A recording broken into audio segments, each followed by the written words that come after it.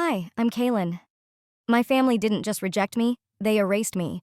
When I became a divorced single mom, they held a meeting to divide everything, and didn't even tell me it was happening. Then they sold the family house my father promised to all of us, but I only found out after they cashed the check.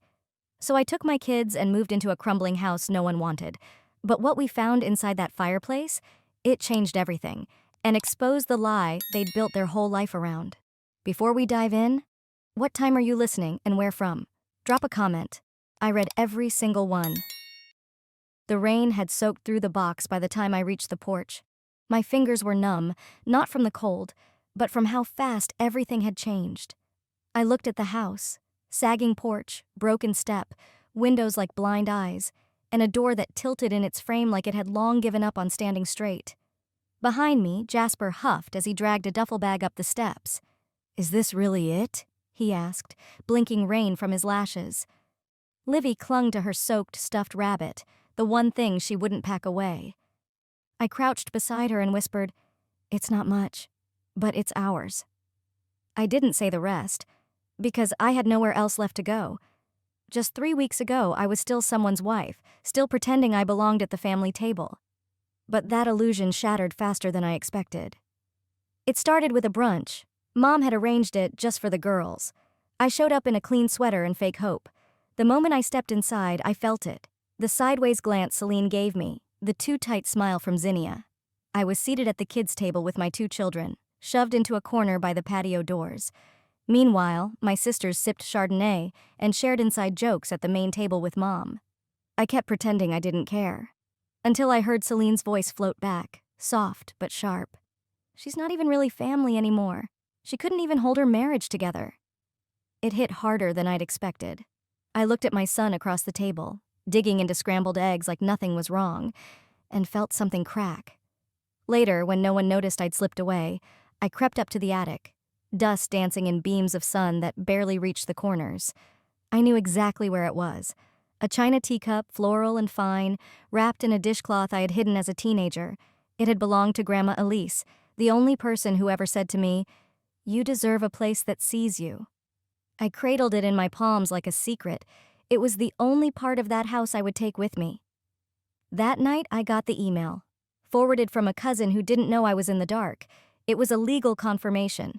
The lake house, Dad's pride, the place we were promised we'd all share, had been sold, already closed, already paid.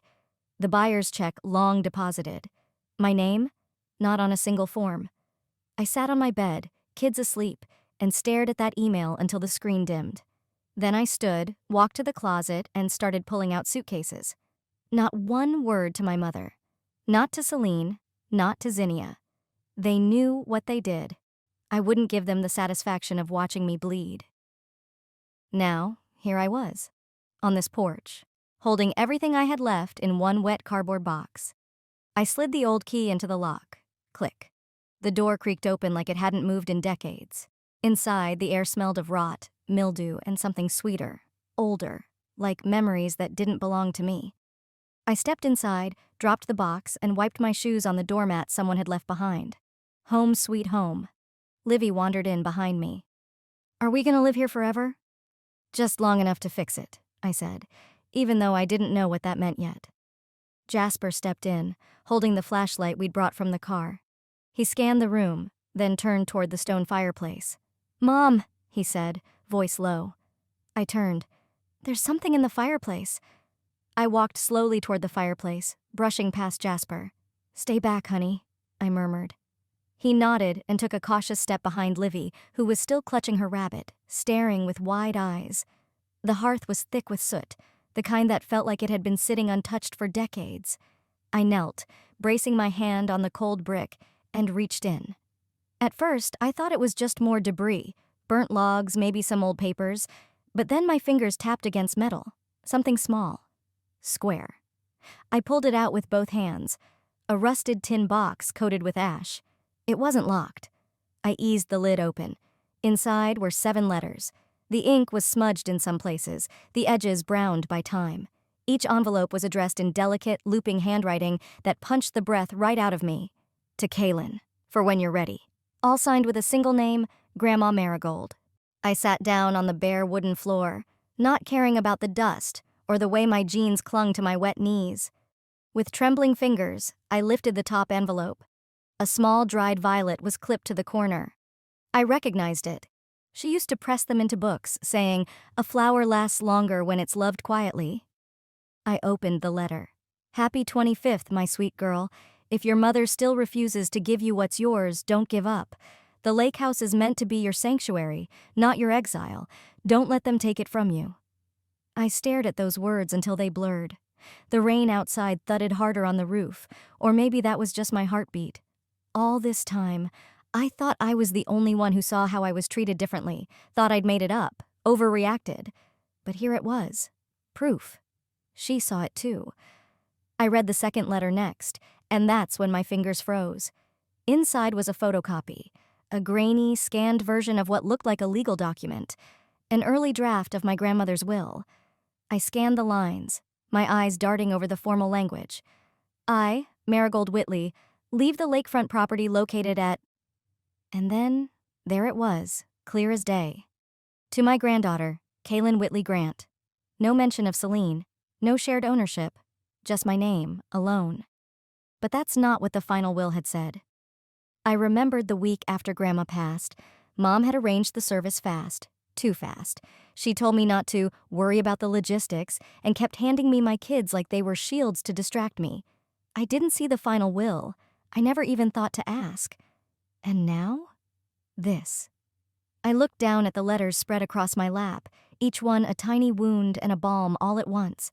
In one stroke, my mother and sisters had erased me, not just from a room, but from a legacy. But Grandma hadn't forgotten. She'd written these words to me, for me, and someone had hidden them here, deliberately. I didn't cry.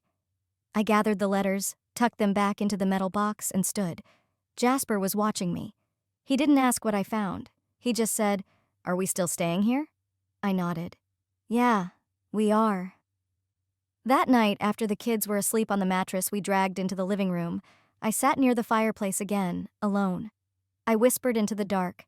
They erased me, but Grandma saw me, and now I see them.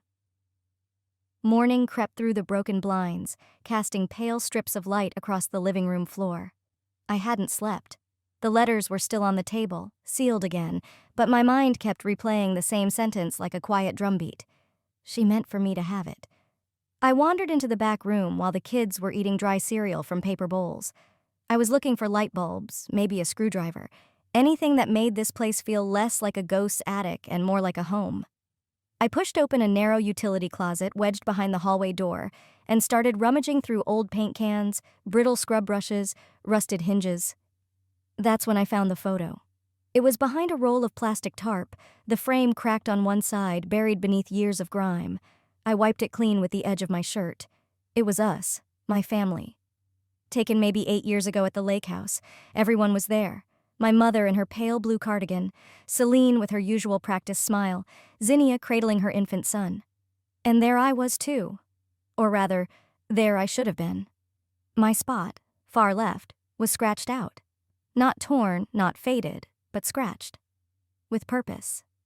The outline of my dress was still visible, a hand on someone's shoulder. But my face had been gouged out of the print.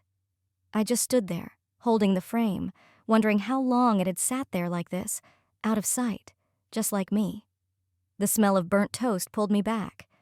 I leaned the photo against the counter, washed my hands, and poured myself a mug of lukewarm coffee. But my head was already somewhere else. Years back. I remembered the neighborhood BBQ, the first summer after my divorce. I hadn't told many people why we'd split. It wasn't their business, and honestly I was still too shell-shocked to explain anything clearly. But Mom? I walked up behind her as she chatted with some of the church ladies and heard her say, "Kaelen's not well right now. We've tried everything to help her." A hand on her heart, a tilt of the head. I remember standing there in my own backyard, holding a tray of cupcakes Livy had frosted, while a woman I barely knew nodded solemnly and said, "Poor thing, I hope she gets the help she needs." And just like that, I became a rumor. A few days later, a client I'd been freelancing for emailed to say the project was canceled. Just concerns around availability, they said. But the timing stung. Calls stopped coming in. Invites dried up. I wasn't unstable, I was discarded. I finished my coffee and went back for the photo. Stared at it for a long minute. No, this wasn't neglect. This was active erasure. Strategic silence. They didn't want to fix things. They wanted me gone, without the mess of a fight, without accountability. They didn't want me back. They wanted me erased quietly. Celine's voice popped into my head. Not from a specific day, just one of her many rehearsed lectures. You always make things messy, Kaelen. Why can't you just let Mom take care of the narrative? The narrative. They didn't lie by accident. They lied well, with polish, with precision. They painted me as a burden so no one would ever ask what they did. I grabbed a pen and a torn piece of notepad, wrote one sentence, folded it once, then again, and slid it behind the warped frame. They told the world I was broken so no one would ask who broke me. Then I returned the photo to where I found it, not to hide it, but to mark the truth in the same place they tried to bury the lie. The note I left behind the photo stayed with me long after I closed the closet door. It wasn't just a sentence. It was a truth I'd hidden from myself for too long, but now that it was out, I couldn't unsee it, and maybe I didn't want to. The next morning, I forced myself back into town. We needed supplies. The water heater groaned like it was 90 years old, which it probably was, and the front door still stuck in the frame. I figured a new wrench and a roll of weather stripping might be a good place to start. Jasper was at school, Livy with the neighbor's teen daughter down the road, and I had about 2 hours before pickup. It felt strange to walk around freely again, without glances tracking my every step, until I reached the sidewalk in front of the hardware store. A pair of women leaned against the window display talking low. When they saw me, one of them turned, the other looked away too quickly. I gave a tight nod, kept walking. I'd grown familiar with that twitch in people's eyes, a mix of pity and something uglier. Not curiosity, containment, like they'd all been handed the same script about me and didn't know how to improvise if I walked on stage. Inside, I grabbed a small cart and moved through the aisles mechanically. Tape, nails, work gloves. It was almost peaceful in the back section until I heard the door chime again and a slow shuffle behind me. Kaelen? I turned. Mr. Adler. He hadn't changed much. Thinner, maybe, a little more hunched, but the same wiry white hair and kind, unsure eyes. He was my father's friend, a retired architect who used to come by the lake house in the summers, sipping sweet tea with Dad over blueprints spread across the picnic table. Mr. Adler? I said gently. I wasn't sure it was you, he murmured, stepping closer. His voice carried hesitation. I heard you were back. Didn't want to pry. I nodded, not trusting myself to speak yet. He cleared his throat, fiddling with a folded receipt in his fingers. I don't want to stir anything up, he began. But I saw what they did to you, back then, and I said nothing. That's on me. My brows furrowed. What do you mean? He glanced around, then motioned toward the parking lot. Can you... just a minute? We walked out together. He led me to his truck, parked under a tree with peeling bark. From the back seat, he pulled out a dusty black tube and handed it to me. I was supposed to throw this out, he said. Your mother brought it over years ago, said it was hers and she didn't want it cluttering the place. But I couldn't. I knew. I unscrewed the cap. Inside was a large, worn blueprint, thicker paper, yellowed at the edges. I unrolled it slowly on the hood of the truck. The title block had her name typed neatly, but as my eyes scanned the margins, I saw it. My handwriting. Notes in pencil, measurements in my shorthand, even my name initialed in the corner. Your father gave this to me when you were 17, Mr. Adler said. Told me the idea came from you two. Some kind of retreat center, for women starting over. He said it was your dream. I traced a faint pencil line with my fingertip. My chest tightened. He told me you were the only one who saw what was missing in that family, Mr. Adler continued. He said you were the one who'd build something better. I remembered that summer, sitting on the floor in our basement, sketching cabins, imagining shared kitchens and quiet porches where women could feel safe again. My father encouraged it. My mother, not so much. Helping broken women just means you stay broken too, she'd snapped once when she saw our sketches. You're too soft, Kaelen, just like your grandmother. Looking at the blueprint now, I realized they didn't just erase me from stories. They erased me from purpose, from legacy.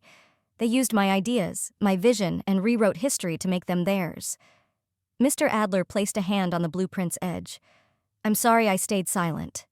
I rolled it back up slowly, tucking it under my arm like something fragile that had survived a fire. It's okay, I said, though it wasn't. You didn't bury it. That's more than I can say for most. He gave a quiet nod, then stepped back into the truck and drove off. I stood there for a long moment before walking back to my car. I didn't cry. I didn't rage. But something had settled in me. A shift. She'd erased me from the legacy I helped build, so I began laying a new foundation. Quietly. I left Mr. Adler's truck that day with the blueprint hugged tight against my chest. The wind picked up as I walked back to my car, but the chill didn't touch me. Something in me had shifted, quietly, decisively. Not out of anger, out of truth, and I wasn't about to bury it again. 2 days later, an invitation arrived taped to my front door. A childish dinosaur sticker clung to the corner of the envelope, covering a smudge. My nephew's 6th birthday. The party would be held at the house I used to scrub floors in, hang curtains in. Half mine, though you'd never know it now. For a long minute, I stared at the card. I didn't want to go. My gut said no. But I did anyway. Not for them. For the boy who once called me his favorite aunt. And for closure, if that's what people called walking into a fire you knew would burn you again. Just so you'd remember how hot it really was. The day of the party, I parked down the block, hands still on the steering wheel even after the engine cut. The lawn was manicured to perfection, new paint, patio lights already glowing, even though the sun was still up. That house used to creak and sigh with memory. Now it looked like a showroom, everything polished, everything pretending. I walked up the driveway carrying a box I'd spent 2 nights sanding, staining, and carving. Inside was a handcrafted wooden toy garage, complete with tiny tools and a ramp Jasper helped me design. When Vera opened the door, her smile tightened like a drawstring bag. "Look who made it," she said too brightly. I nodded once. "Where should I put this?" "Oh, somewhere. I'll figure it out." I found the birthday boy, gave him the box, and his eyes lit up. He ran to show his friends, and for a moment, I let myself breathe, until the cake came out. Everyone gathered in the backyard, clustered around the long table under strings of fairy lights. Vera clinked her glass. "I just want to say," she began, swaying slightly in her heels, "how grateful I am for family, real family, the kind that sticks around, the kind that doesn't fall apart when things get hard." A few guests laughed softly. I looked down. "And a special thank you to those of us who still believe in commitment. Not everyone gets to bring a +1 these days." "Oh, wait," she tilted her glass toward me. "Never mind." That landed. A ripple of muffled snickers. One woman choked on her Prosecco. Celine turned her face away, pretending not to notice. I stood slowly. The scraping of the chair legs cut through the air louder than the music in the background. My voice was even, not loud, not shaky. "I may not be married anymore," I said, "but I still know what's mine." Vera blinked, her glass frozen midair. "And you know what I'm talking about," I added, eyes locked on hers. 1 week. She opened her mouth, but nothing came out. A few guests stared between us like they'd walked into the middle of a scene they weren't supposed to see. Our mother shifted uncomfortably near the bar cart. No one moved. I didn't wait for anyone to catch up. I turned, walked back through the house, heels tapping against the new wood floors she probably had installed just to erase my footprints. I didn't slam the door. I didn't raise my voice, but every step out of that house felt like a stake planted in new soil. Not this time. No silence, no more erasing. She thought I was bluffing. She didn't know I had already spoken to the county clerk. I drove to the county courthouse early that Monday, hours before the office opened, sitting in my car with the envelope on my lap like it might vanish if I let it out of sight. Inside was my late Aunt Doris's trust clause, one she'd quietly amended 5 years ago. A clause no one had bothered to look for, because no one thought I mattered enough to be written into anything. When the doors opened, I was first in line. The clerk, a kind-eyed man named Reginald, walked me through the filing process. "It'll go to legal review," he said, flipping through the notarized pages, "but it's valid. Most people forget about trust-embedded ownership clauses. Lucky you found it." It wasn't luck. It was survival. By noon, the claim was officially in motion. They had no idea yet, but that house, the one with the newly paved driveway and the wine fridge Vera had installed, was now under legal dispute. 2 days later, they found out. I was restocking shelves at the local library when the double glass doors swung open hard enough to rattle the donation jar. Vera marched in like a courtroom scene in stilettos. Behind her, our mother trailed close, lips tight, eyes flicking from left to right like she was looking for an exit. "You think this is funny?" Vera snapped, her voice sharp enough to slice the quiet. I kept my hand on the spine of a book I hadn't shelved yet. "Excuse me?" "The house, the filing. You're trying to steal it out from under us just because your marriage didn't work out?" I glanced around. 3 patrons pretended to be deeply fascinated by the magazine rack. I pulled a copy of the trust clause from my bag and handed it over. "This was filed last week. Aunt Doris made sure I had a fallback. Turns out she knew how this family operated." Mom flinched slightly at that. Vera barely read it before tossing it on the counter. "This doesn't mean anything," came a voice from behind them. Bryce, Vera's husband. He sauntered in with a smirk that curled like smoke. "You think a dusty piece of paper changes the fact we've been maintaining that house for years? Remodeling it? Paying the taxes? Living in it?" "It's funny," I said, voice even, "how generous you all got after the deed was lost. Especially since that dusty paper proves I was legally entitled to it from the beginning." Bryce chuckled. "This'll never hold up." I tilted my head. "Depends who you're trying to impress, your backyard friends or the judge." A silence fell, the kind that pulls everything down with it. Mom finally stepped forward, voice low but sharp. "You're tearing this family apart, Kaelen." I looked at her, really looked, the way she clutched her purse strap, the way her earrings still matched her shoes, even on a day like this. "No," I said. "You tore it apart the moment you started editing your own daughter out of the truth, the moment you decided a prettier story was worth more than me." Vera looked away. Bryce scoffed and turned on his heel, but Mom just stood there, rooted, as if my words had sunk somewhere deeper than she was ready to acknowledge. They left without saying another word. The library door closed behind them like punctuation. That night, I sat on the front steps of my new, temporary house, watching Livy draw chalk hearts on the sidewalk. Jasper was inside, reading. For the first time in a long while, my hands weren't shaking. This wasn't about winning. It was about being seen, on record, in ink. They still thought I wouldn't go all the way, until the court summons arrived. And even then, I imagine they assumed it was a bluff in a different envelope. It was a cool Tuesday morning, the kind where the fog rolls in low across the fields, and everything feels suspended in breath. I didn't see it happen, but I didn't need to. Vera told me everything without knowing she had.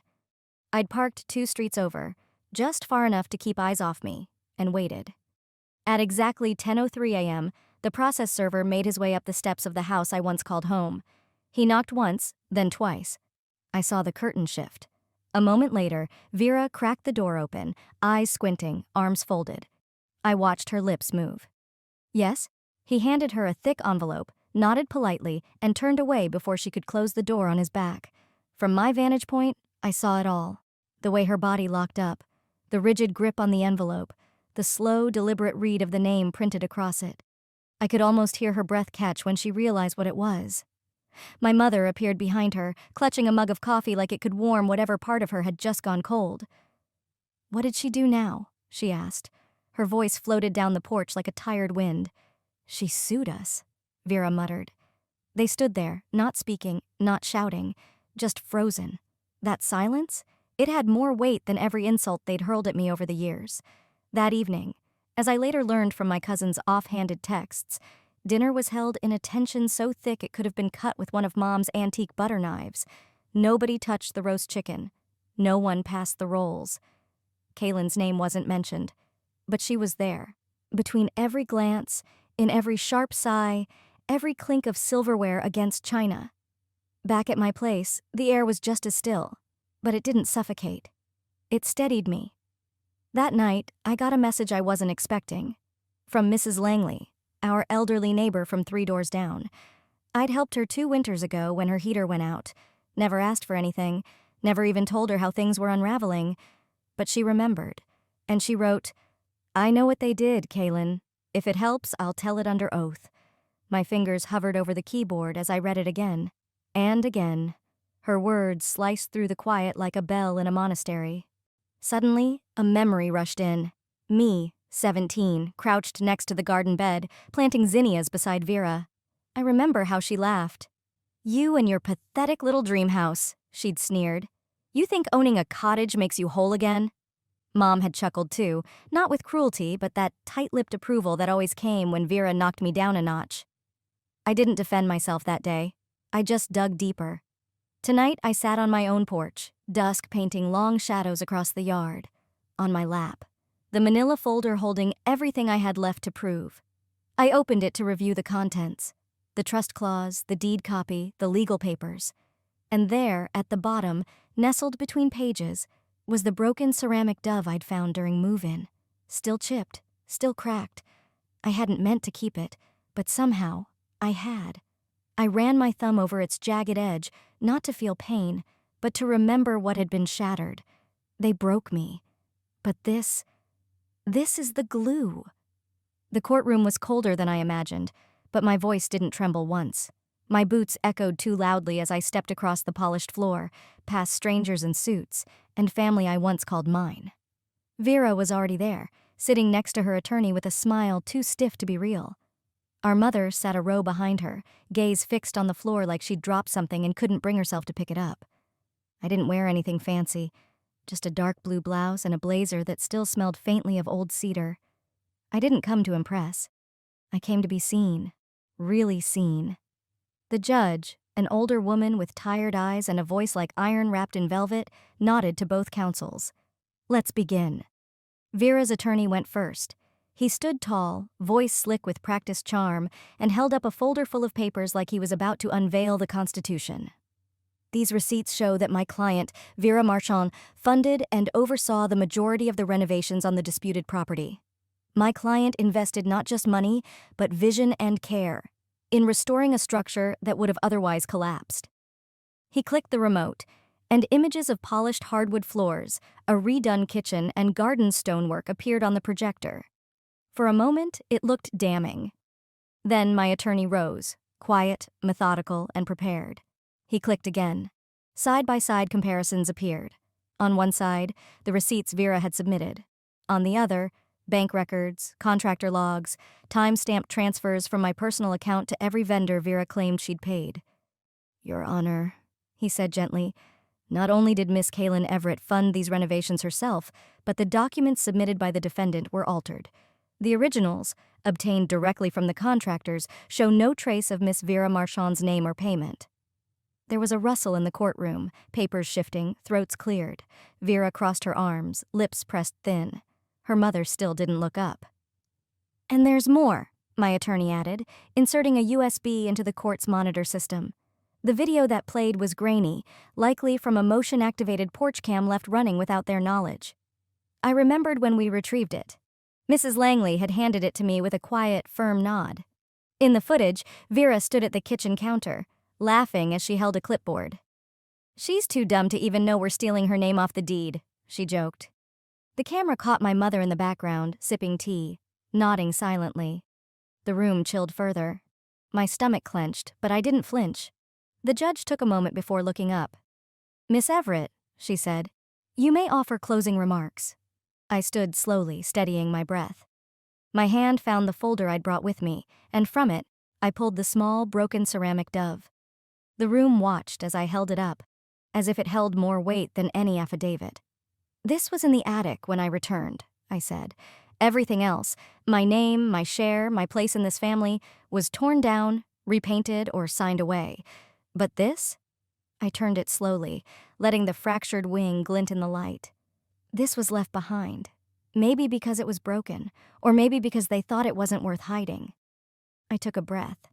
But I kept it, because it reminds me of who I was before they tried to erase me, before they decided I was the problem.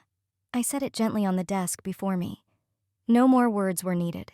The room was silent. Even Vera had nothing to say. Outside, rain tapped lightly against the windows. The verdict came on a rainy afternoon. But it wasn't just about winning. It was about reclaiming what they tried to steal. I walked out of the courthouse without looking back, the judge's ruling still echoing in my ears. Full title transfer, public retraction, Damages awarded for defamation and fraud, and with it, my name, my dignity, my home. Behind me, Vera shoved open the heavy doors and stormed down the courthouse steps, heels clapping against the wet concrete like a tantrum trying to be taken seriously. Her lawyer trailed quietly. Mom stood off to the side, clutching her purse like it could hold back the weight of everything she'd chosen not to say for years. She opened her mouth, maybe to explain, maybe to beg, but I didn't stop walking, not out of spite, just peace. That was the final thread, and it didn't need to be tied. 2 days later, I pulled into the gravel driveway of the house they once tried to pretend I didn't belong in. It looked smaller than I remembered, or maybe I'd just grown. Livy was the first to hop out of the car.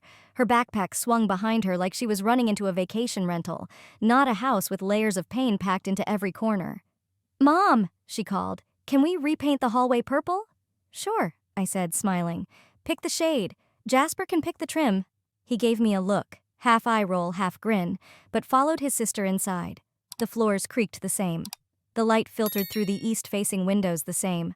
But the feeling, that was different. This time we had keys nobody else could take. This time our names were on every doorframe. I spent the next week quietly arranging what mattered. Most of the furniture had been replaced. Vera had stripped it all out before the case, as if removing chairs and rugs could erase memories. She couldn't. What was left was mine. The settlement check arrived in the mail on a Monday, neat, sterile, absurdly large. I stared at it for a while before tucking it into a folder labeled Rebuild. By Friday, it had a destination, a nonprofit in town that worked with women starting over. I sat across from the director, slid the check across the table, and said only, "Use it to build spaces that don't get stolen out from under people." They asked if I wanted a name on the donor wall. I nodded. Kaelen Rowe, survivor, builder, mother. That evening, the ceramic dove sat in the kitchen windowsill, its wing repaired with the smallest line of gold resin, barely visible unless you knew where to look. It caught the golden hour light like it had waited for it all this time. Jasper curled next to me on the couch, head resting on my arm. Livy was already asleep, her purple hallway paint chips scattered on the coffee table. "It's good to have a house again," he said softly. I kissed his forehead. "It's good to have a home," I whispered back. Outside, the rain had stopped. The wind smelled like earth and change.